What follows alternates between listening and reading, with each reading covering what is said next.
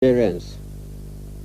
Sequel to the resignation of the former head of the interim national government and commander-in-chief of the armed forces, Chief Ernest Shonekan, and my subsequent appointment as head of state and commander-in-chief, I have had extensive consultations within the armed forces hierarchy and other well-meaning Nigerians in a bid to find solutions to the various political, economic, and social problems which have engulfed our beloved country and which have made life most difficult to the ordinary citizens of this nation.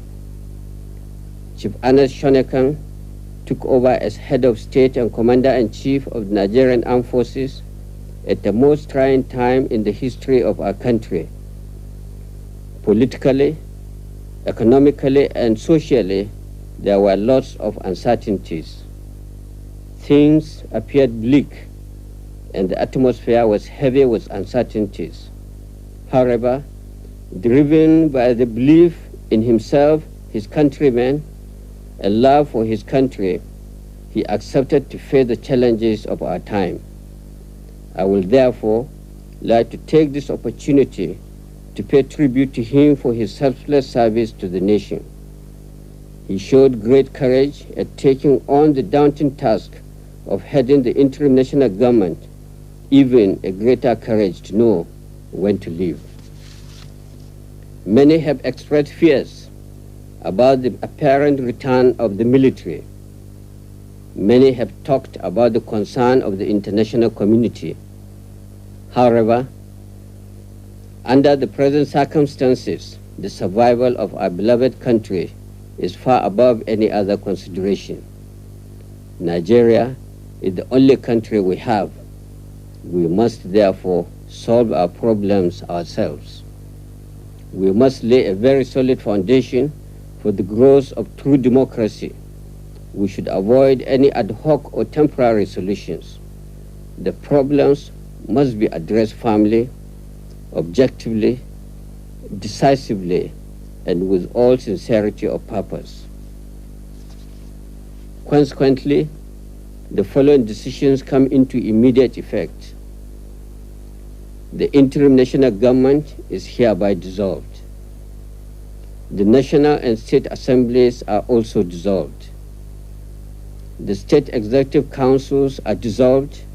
The brigade commanders are to take over from the governors in their states until administrators are appointed. Where there are no brigade commanders, the commissioners of police in the states are to take over. All local governments stand dissolved. The directors of personnel are to take over the administration of the local governments until administrators are appointed. The National Electoral Commission is hereby dissolved. All former secretaries to federal ministries are to hand over to their director generals until ministers are appointed. The two political parties are hereby dissolved. All processions, political meetings, and associations of any type in any part of the country are hereby banned. Any consultative committee, by whatever name called, is hereby proscribed. Decree 61 of 1993 is hereby abrogated. A provisional ruling council is hereby established.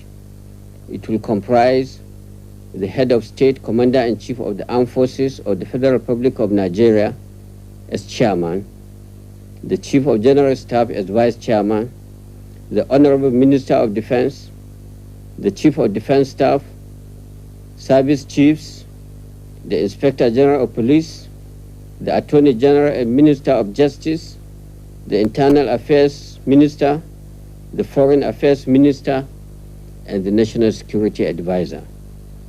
Legislative powers will reside in the council.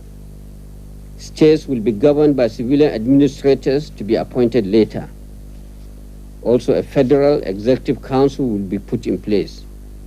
Our security system will be enhanced to ensure that lives of citizens, property of individuals are protected and preserved. Drugs trafficking and other economic crimes such as 419 must be tackled and eliminated. On the current strikes throughout the nation, following the increase in the price of fuel, I appeal to all the trade unions to return to work immediately. We cannot afford further dislocation and destruction of our economy. On the closed media houses, government is hereby lifting the order of proscription with immediate effect. We, however, appeal to the media houses that in this spirit of national reconciliation, we should show more restraint and build a united and peaceful Nigeria. Fellow Nigerians, the events of the past month, starting from the annulment of the June 12 presidential election, culminating in the appointment of the former head of state, Chief Anas Shanekan, are well known to you. The economic downturn has undoubtedly been aggravated by the ongoing political crisis. We require well thought out and permanent solution to these problems if we are to emerge stronger from them. Consequently, a constitutional conference with full constituent powers will be established soon to determine the future constitutional structure of Nigeria. The Constitutional Conference will also recommend the method of forming parties, which will lead to the ultimate recognition of political parties formed by the people.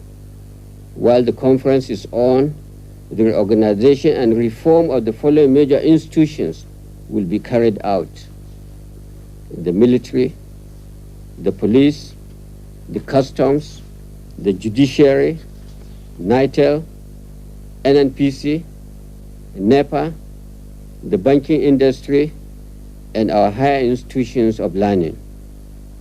This regime will be firm, humane, and decisive. We will not condone nor tolerate any act of indiscipline. Any attempt to test our will be decisively dealt with. For the international community, we ask that you suspend judgment while we grapple with the onerous task of nation building, reconciliation,